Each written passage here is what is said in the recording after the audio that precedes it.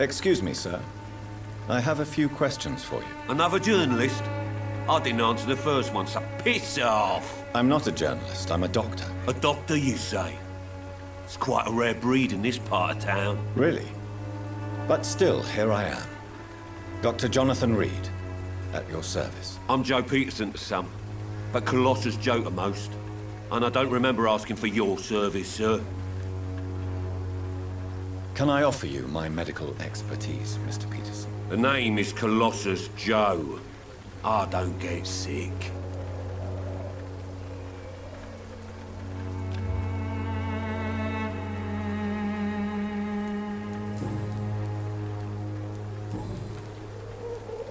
Have you heard of a nurse named Dorothy Crane?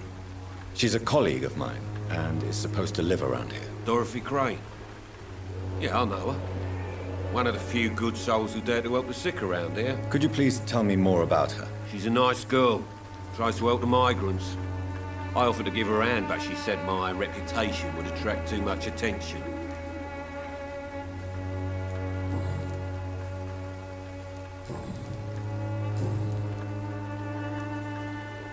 According to you, physicians are scarce in this part of town. Why is that? Not familiar with this neighborhood, are you? I guess your fancy colleagues are too afraid of being stabbed in the back. This part of town does have quite a reputation. Would you say it's justified? Totally. Look at me, for instance. I always look my opponent in the eye before knocking him out. May I ask what you do around here? I do whatever I want, and sometimes even more. Now sod off.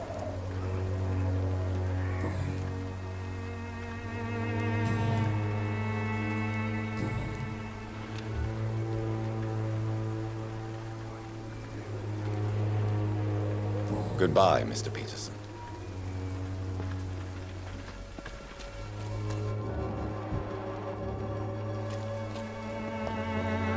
Joe, please, I don't have your Welcome, sir. Please, take a browse of my wares. I am Dr. Reed. I would like to ask you a few questions, if you don't mind. Doctor? Interesting. I'm Barrett Lewis. Usually I don't have time to waste with talk, but at this hour of the night I can hardly refuse.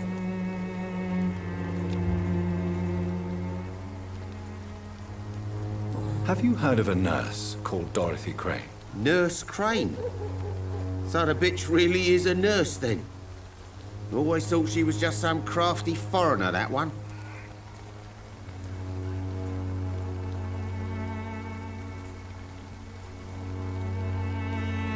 So she's trying to help her fellow immigrants. Why would that make her a villain? Dorothy Crane ain't even a real name. Something like Dorothea Craniu. Something like that.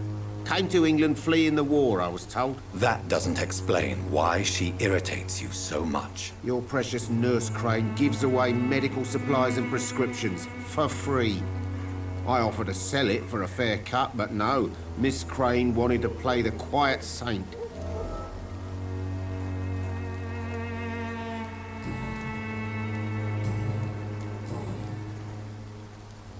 As a merchant, you see Whitechapel every day.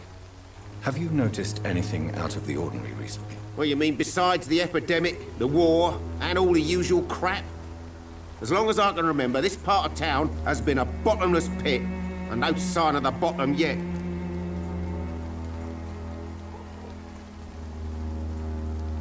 Violence is increasing in the borough. Yeah. A few nights ago, some blokes jumped me. Came out of one of the condemned workshops. Fever, madness, something like that. Where did this happen? Why did you go there? In the closed workshops nearby.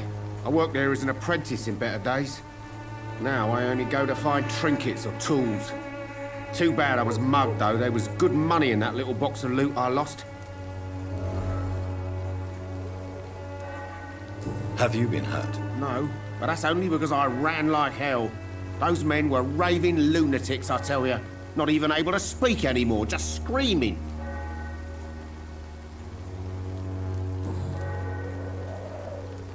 How is business around here? Business? I had no business. Between this racket, theft, and customers getting scared, I'm losing money every day. I see. Sounds like you blame someone in particular for your situation. It's no secret Joe Peterson spends his time harassing merchants. But with me, he's trying to put me out of business once and for all.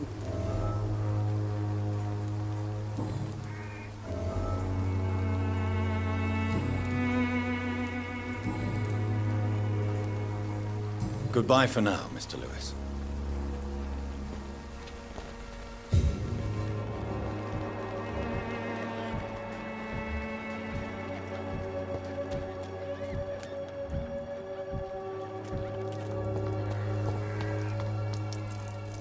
You again? What do you want this time?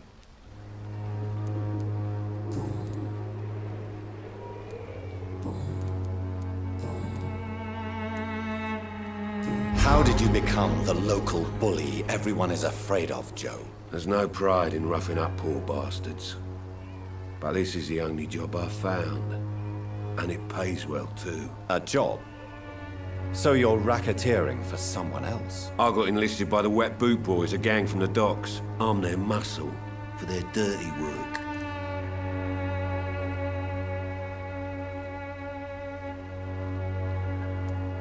Most people don't become thugs when unemployed. This is a choice you made. I don't care what you think, sir. I do what I have to do for my own reasons, and that's that. I'm not sure Mr. Lewis would agree with your by all means necessary philosophy, sir. Oh, do you really think he's the poor victim here? Barrett can be as sneaky as anyone. Long ago, I even called the bastard my best friend.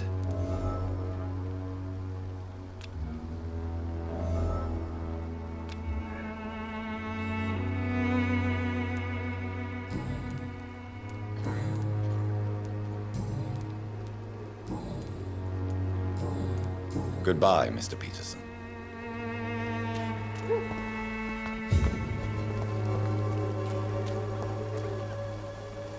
Fancy buying something, sir? You never lose your focus. Joe Peterson. He's the villain here, isn't he? But you seem to know each other. I'd known Joe for years. I saw him box once or twice. He was a friend then. But these days, he's just another thug. What can you tell me about Mr. Peterson? Besides his behavior toward you, obviously. Colossus Joe was a decent boxer, good one even. But after his wife passed away, he found every excuse to stop training. Just wanted to pick fights with everyone. It's never easy to find a new path in life, especially after the loss of a loved one. But crime is certainly not the best option. We've all had some rough times, ain't we? But most of us don't use our fists to see us through. And no one has ever stood up to this thug. Nobody would be fool enough to stand against the Wet Boot Boy.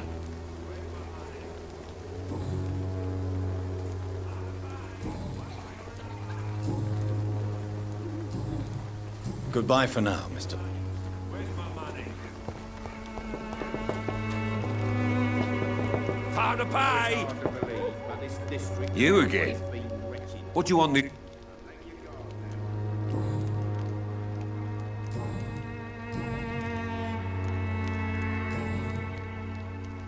Goodbye, Mr. Peterson.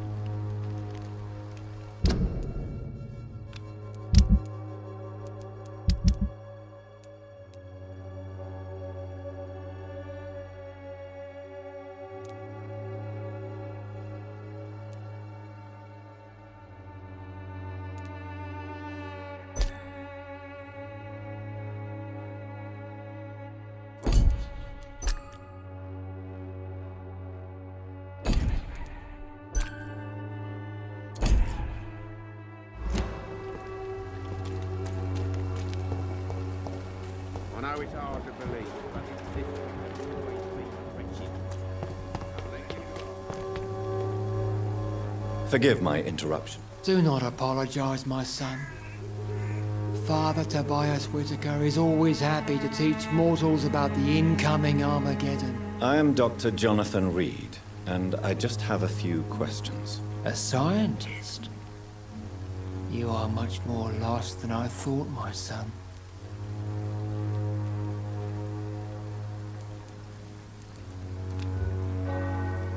Do you know Nurse Dorothy Crane from the Pembroke Hospital? I'd like to know more about her. I don't like the liberal ideas of nurses, but I especially abhor that Nurse Crane you mentioned.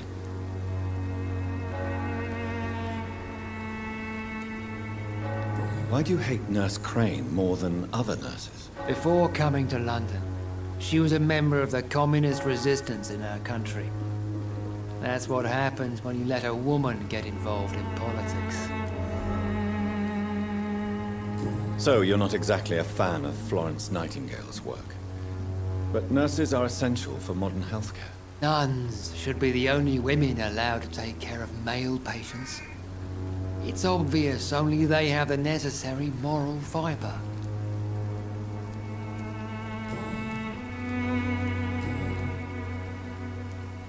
Have you any friends?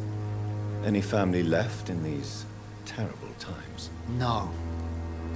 But I have a disciple I see as my son. He is so devoted. I sent him to preach the good word in the heart of this corrupted city. You sent him on some preaching crusade during the epidemic. As a true believer, Samuel will fear no evil while he walks through the valley of the shadow of death. Where did you send him? I sent Samuel to the Stonebridge Cemetery, where the pestilence and evil grows night after night.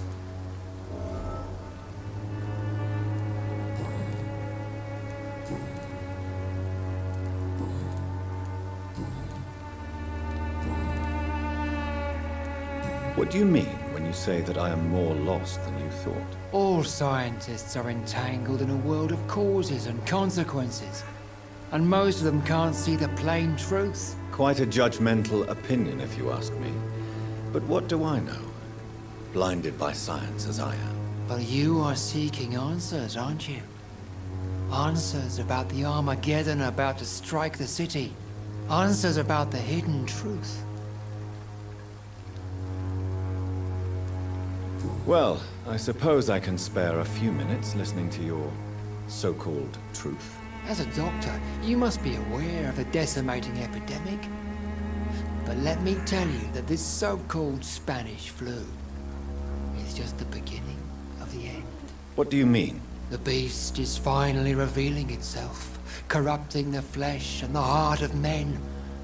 With my own eyes I have seen them, those minions from the abyss.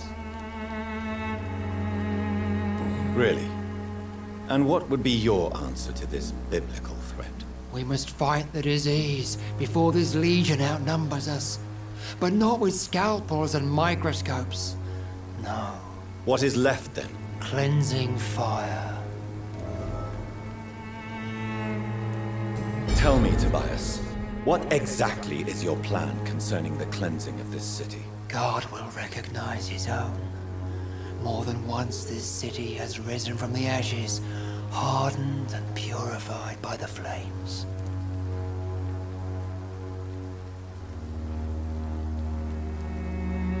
Purification by fire has proved useful, but where do you stop? Burn the clothes? The buildings? The corpses? Worse? Your lack of faith is predictable. But my task is to convince rational minds like yours to see the light. This is God's will. You're mad and dangerous. You're nothing but a soulless butcher. A small-time Torquemada. The Savonarola of Whitechapel. My son, if you think salvation is a free gift, go listen to the lies of that pompous fool, Joseph. Joseph, a fool? Vicar Larrabee of St. Mary's Church. While he continues preaching his fraudulent redemption, more and more people die in the streets.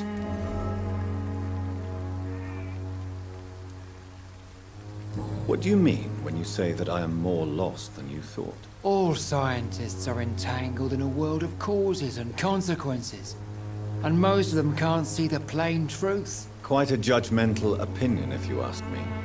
But what do I know? Blinded by science as I am. But you are seeking answers, aren't you? Answers about the Armageddon about to strike the city. Answers about the hidden truth. I am. But the answers I seek are...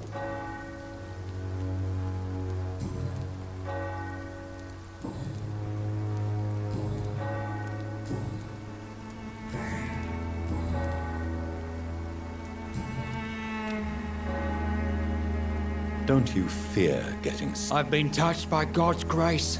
I am perfectly... I have heard enough for tonight.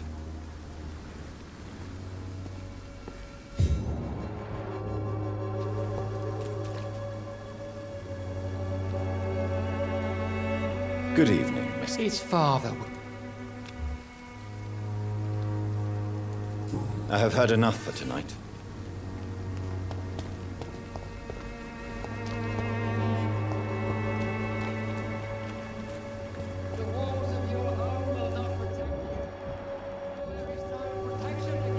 Excuse me, sir. Are you familiar with this part of town?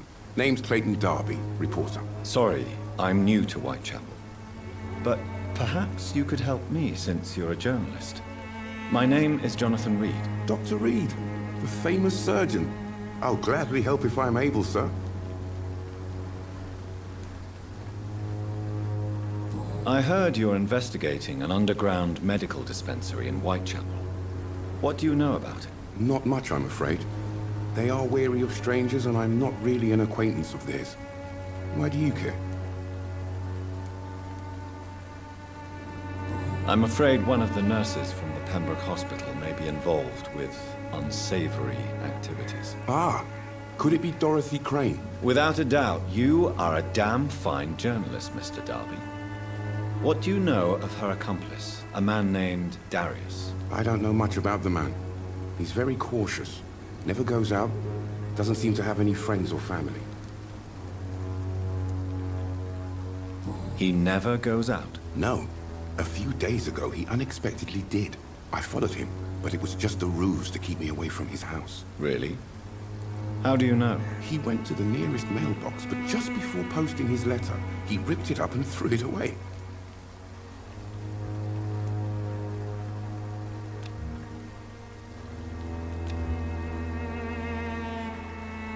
Do you need assistance? That would be nice of you, Doctor.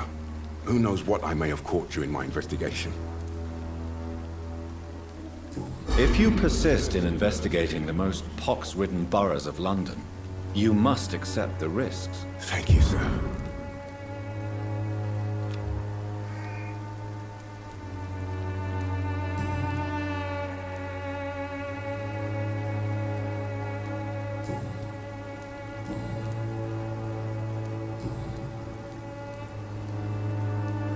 I still have questions about that Darius fellow.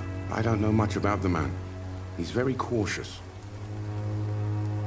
He has no relatives at all? No, except for that strange man, a poet named Richard Nethercott, who sometimes comes by.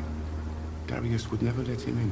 Where can I find this Mr. Nethercott? He spends most of his time lurking around Whitechapel, talking to himself or declaring verses. These days, you can usually find him behind the church.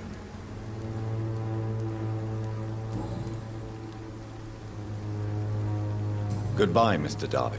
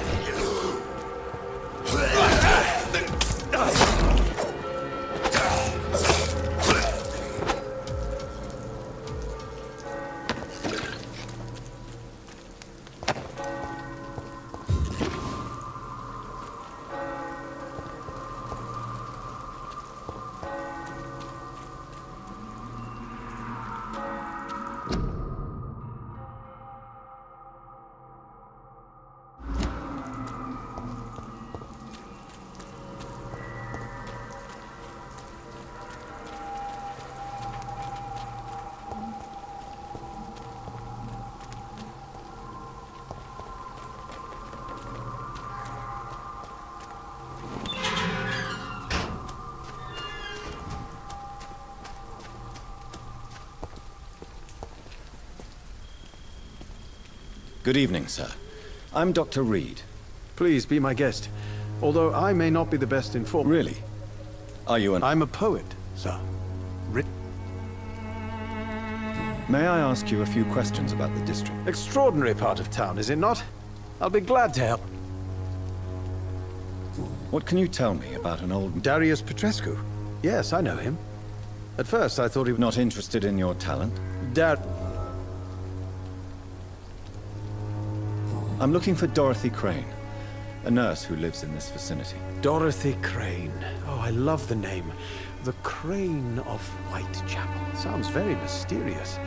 But, sorry, no, never heard of her.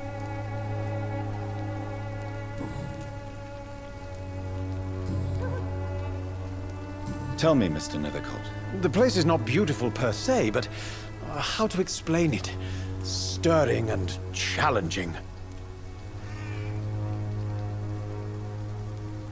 In what way, exactly? The struggle by gaslight, the barren smiles and the added hunger under the rain. If you say so. Such vibrant antagonism and vivid paradox, the stripped humanity raged across each street. Vivid, of course, yes. And what about the poignant distress? Oh yes, the poignant distress. You see what I mean, don't you? That's what I want to write about, and that's what Whitechapel is made of. Do you not think it a little morbid? On the contrary, sir. Whitechapel is full of life, full of beauty. Just like my dear muse, the wonderful Camellia. What can you tell me about Camellia? Not much. And that's the beauty of it. She can't speak, you know. She's a locked mystery who exhales kindness and sweetness.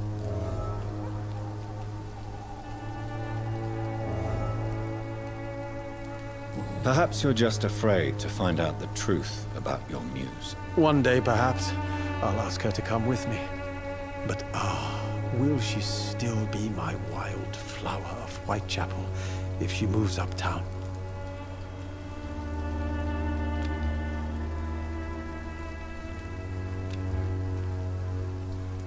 And have you ever tried to learn more about her? Where she lives? How she survives? Whom she may know? Maybe I prefer she remains an enigma. Reality can be so dull, don't you think?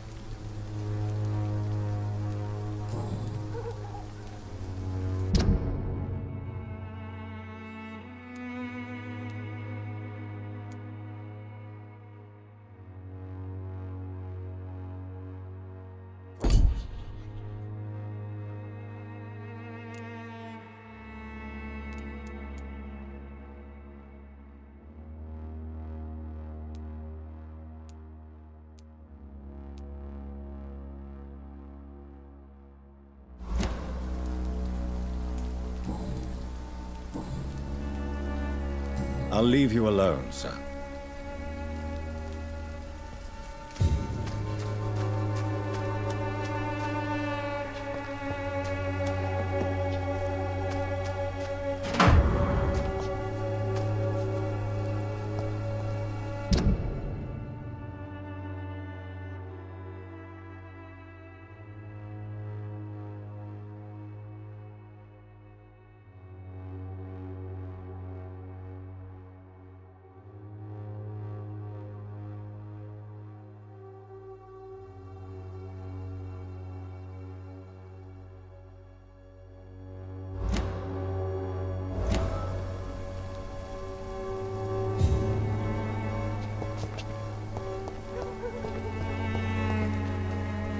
Good evening, Mr. Nithic. And good evening to you too.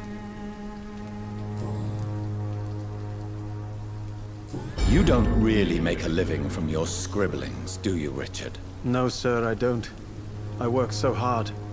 I put all my time, my energy, my devotion into the precise carving of words.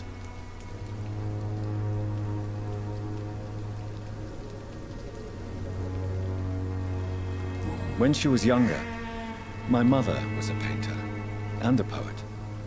She told me many times how poor her artist friends were, and how she helped. My parents pay for my rent, my food, and my clothes.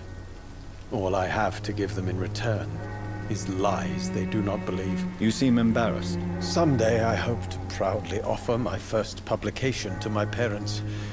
Until that day, I'll remain the failure of a son they have to support.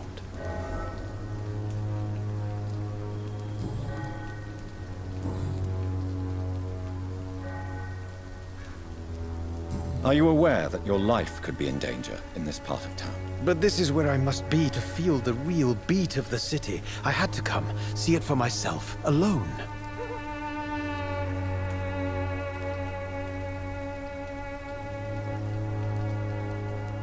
If some misfortune came upon you, who would be here to help you? Well, you for a start, my dear doctor.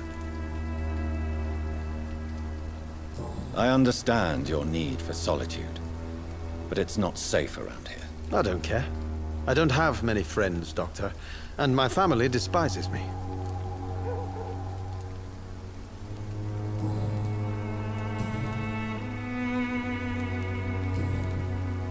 May I ask what you're doing at this hour of night, sir?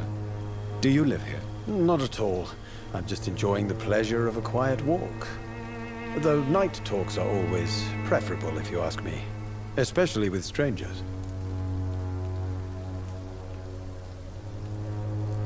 If you say so. But as a physician in a time of epidemic, I must caution you to avoid unnecessary exposure, sir. Thank you, Doctor. But we both know the seeker of truth has to go boldly where the weak dare not.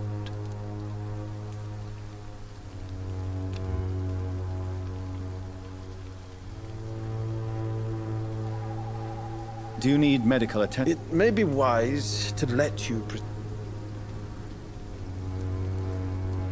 I will see you later. I'll leave you alone.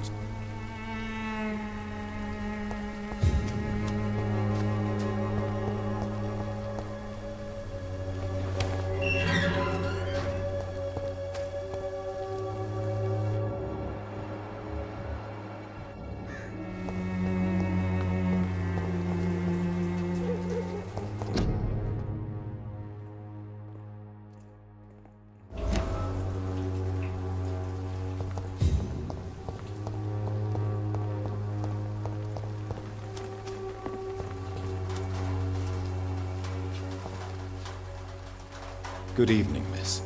I'm Dr. Reed. I know what you're thinking. A tall,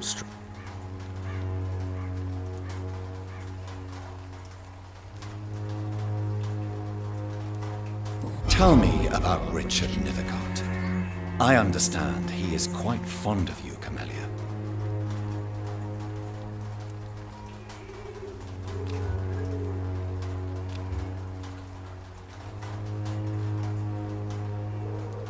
Camellia, I know you work for Dorothy Crane. Please tell me about her secret dispensary. A stubborn and mute comrade. Nurse Crane and Darius Petrescu have been clever.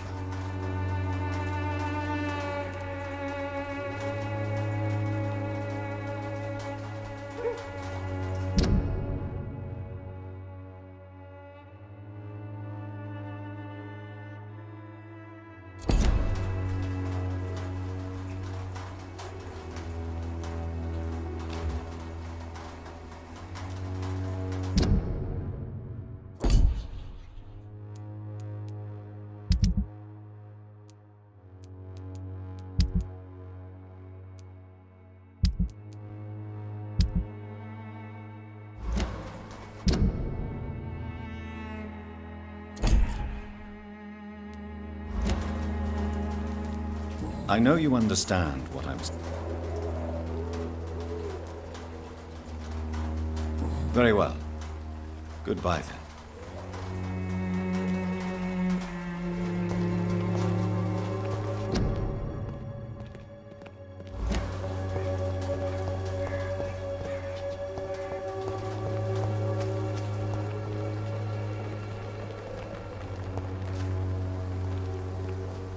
Hello again, miss. Very well.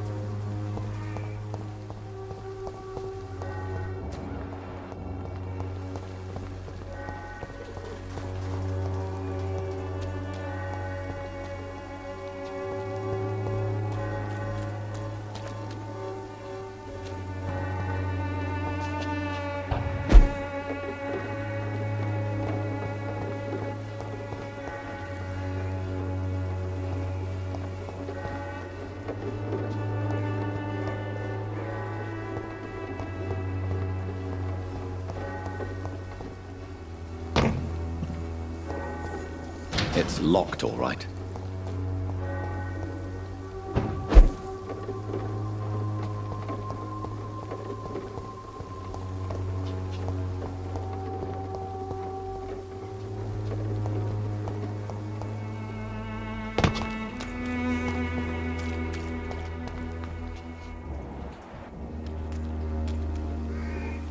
Don't be shy, handsome.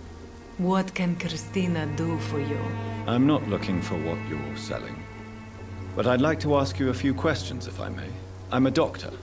Dr. Reed. All right then, but be quick, though I usually get paid when I open my mouth.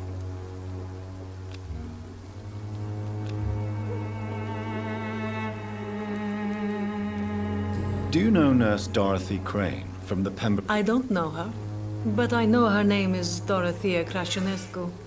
She came from Romania like me and many others. You seem to respect her. Dorothea helps the sick people of Whitechapel. Everyone should respect that. Goodbye, miss.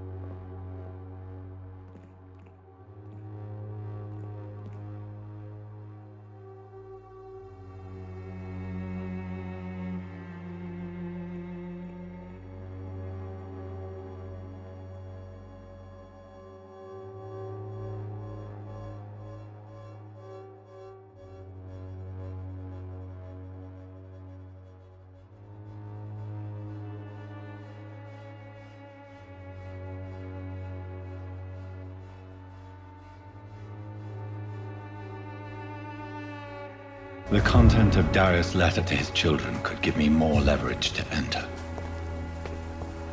Darius is a bit less of a mystery now. It should not be that difficult to incite him to let me in.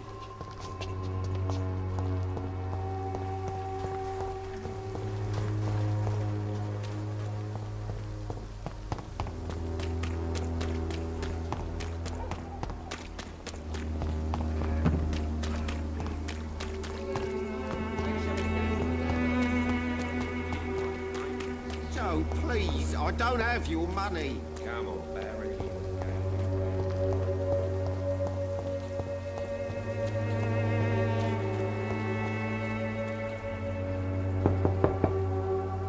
Mr. Petrescu, just 1 minute, please. You again. Go away.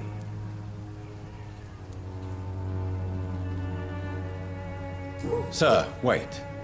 Stop this nonsense. I know Nurse Crane is here. Shall we speak man to man, you and I? All right. Speak up. Don't you see we're on the same side? We fight to help the poor, sick, and abandoned. I'm nothing like you, Mr. Doctor. Yes, you are. You too believe in providing medical care without charge. You know what we have to sacrifice to make the world a better place. I have to admit your words have conviction. All right, I'll let you see, Dorothea.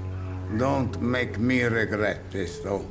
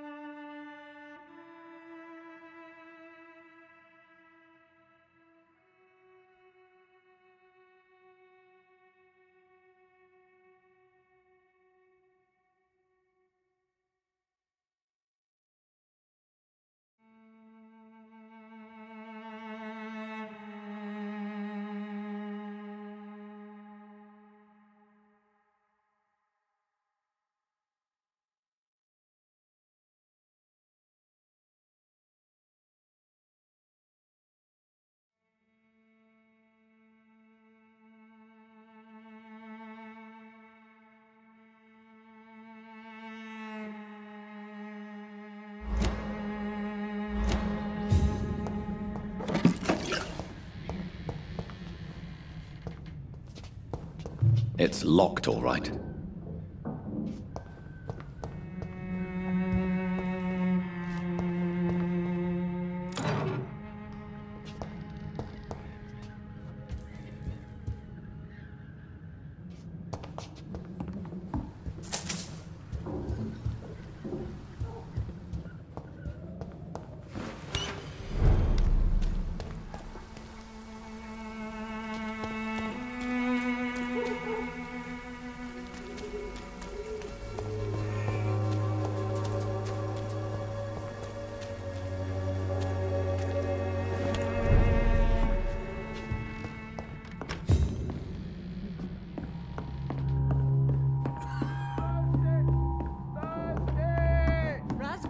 Control yourself. Calm. Calm. I need help. What do you have here, nurse? Patient Razvan Vasily. High fever running on 3 days. Complaints of dizziness, muscle aches, and head pain. Diagnosed with influenza. Treatment? Aspirin and salicin for the fever and discomfort. Liquids for dehydration, but he's having trouble keeping even water down. Aspirin and salicin, you say? Why not some warm milk and a kiss on the cheek? Where are the quinine salts? Tried buying, borrowing, even stealing. There's none to be found, Doctor. He's not convulsing, he's choking. He's not getting any air. Scalpel! Hand me that scalpel! What can I do, Doctor?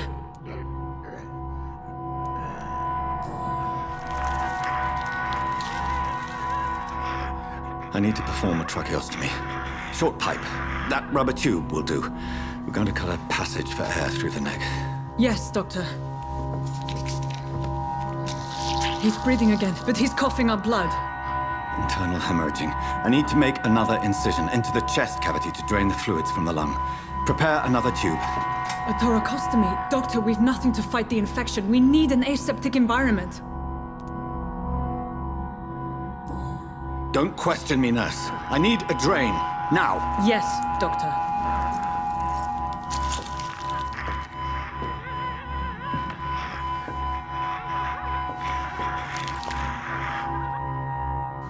He's still bleeding, Doctor. I'm losing his pulse. The drain must have punctured the intercostal artery. There's too much blood. Are you all right, Doctor? I can't see.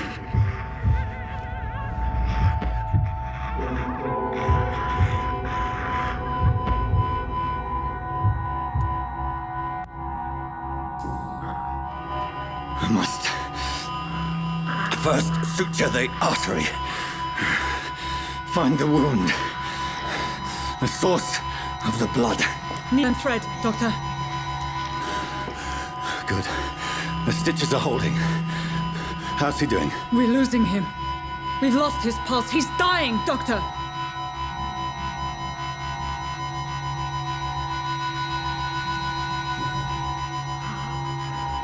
A dose of epinephrine, now. Yes, Doctor.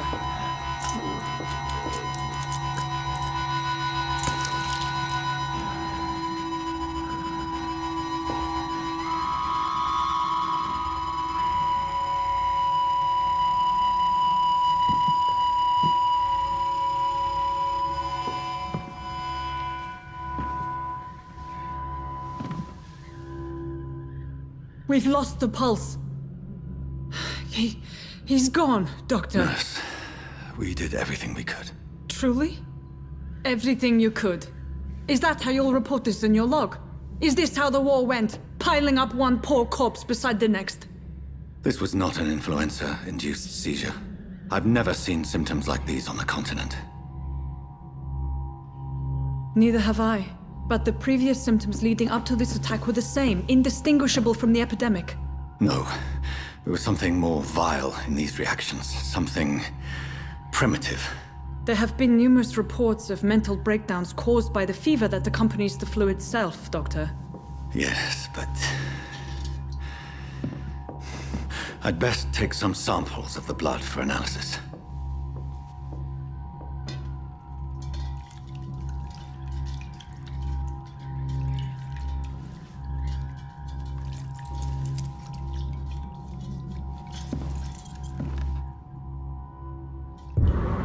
I doubt you're here to test my bedside manners.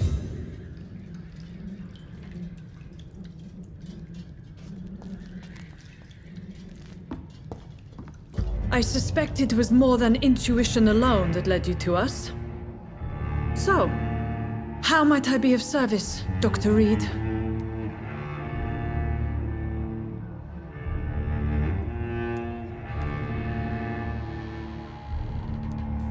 I've come to put an end to this insufferable blackmailing, Dorothy. Doctor, you think your warnings scare me? I've stolen and plied, blackmailed and lied, but what else am I to do? I'm all these people have.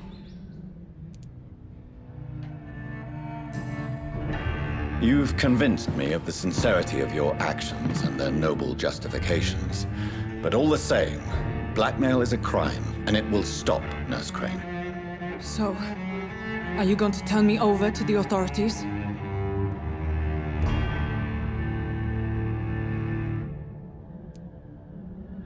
Listen very carefully, Dorothy. You will erase from your memory everything you pretend to know about Lady Ashbury and Pembroke Hospital. Let that rich bitch off the hook over my dead Nurse body. Crane, enough. Listen as if your life depended on every word. I know you've a generous heart who gives freely to those in need, but you shall walk away from the shadier streets of your business. I will never abandon... Dorothy, the discussion has come to a close. Your clandestine activities in the Resistance are over. Let it go. I'll let it go. Yes. All gone.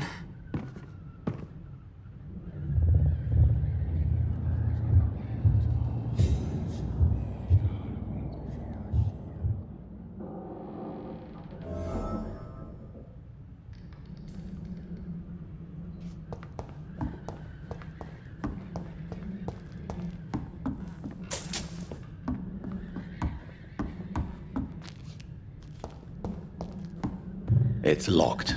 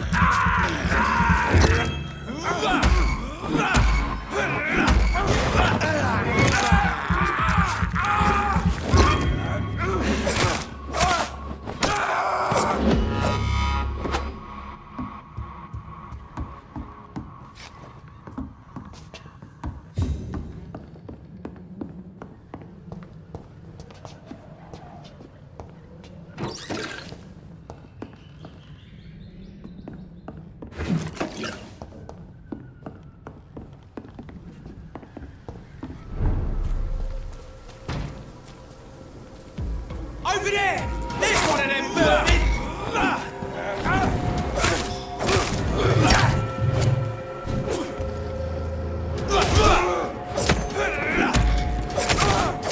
Shit! You'll pay for that!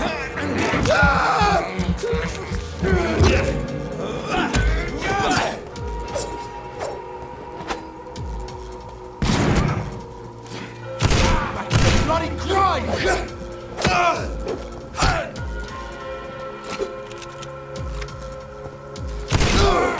Take its head!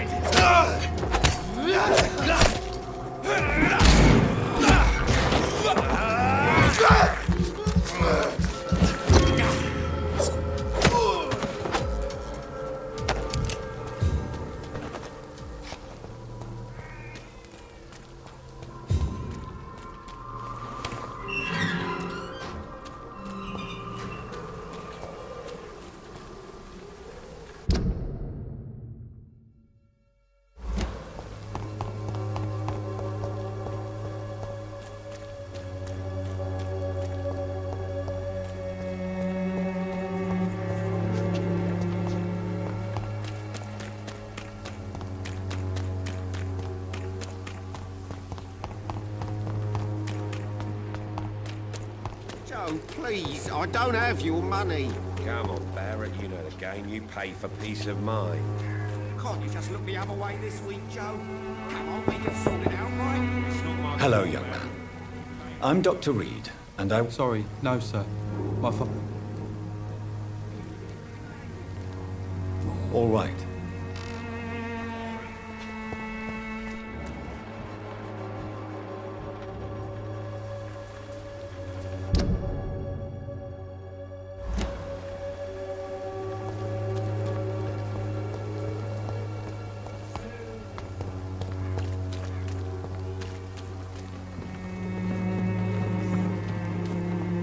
Would you like me to...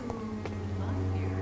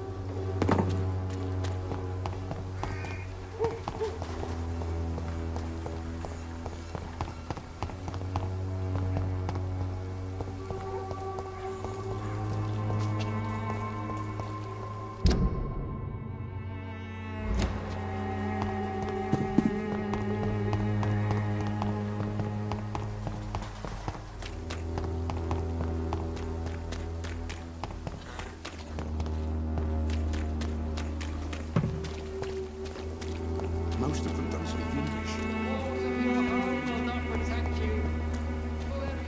Please, I don't have any money. Come on, Barrett, you know the game. You pay for these.